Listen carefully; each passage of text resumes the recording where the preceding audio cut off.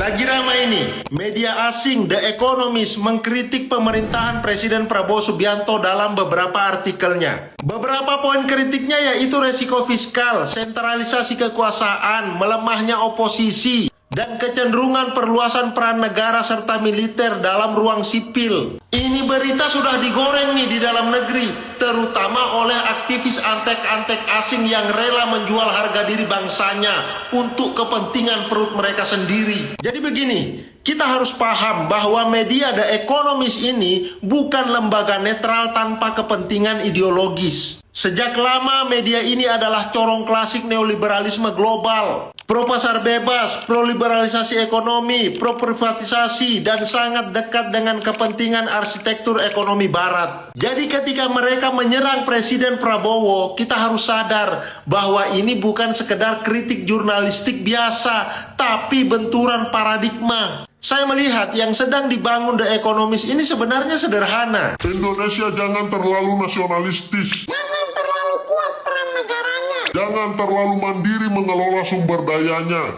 Jangan terlalu agresif membangun industrialisasi nasionalnya. Karena dalam logika neoliberal global, negara berkembang seperti Indonesia idealnya sebagai pasar terbuka, murah untuk investor asing, minim intervensi negara, dan tidak terlalu kuat secara ekonomi politik. Masalahnya, arah kepemimpinan Presiden Prabowo Subianto justru kebalikannya. Presiden Prabowo justru memperkuat hilirisasi, industrialisasi, ketahanan pangan, penguatan peran negara, membangun SDM melalui program pembunuhan gizi anak, pembangunan desa, dan nasionalisme ekonomi. Bagi kelompok globalis, model seperti ini pasti dianggap ancaman karena mengurangi ketergantungan Indonesia pada arsitektur ekonomi internasional yang selama puluhan tahun menguntungkan negara maju. Lucunya, media seperti The Economist ini selalu bicara soal demokrasi, tapi selalu diam ketika negara-negara barat mendukung rezim otoriter yang pro kepentingan mereka. Mereka bicara soal otoritarianisme di Indonesia, tetapi tidak terlalu keras terhadap monarki absolut di Timur Tengah, tidak agresif terhadap pelanggaran HAM sekutu barat, dan selalu toleran terhadap intervensi ekonomi korporasi global di negara berkembang. Jadi kita harus paham,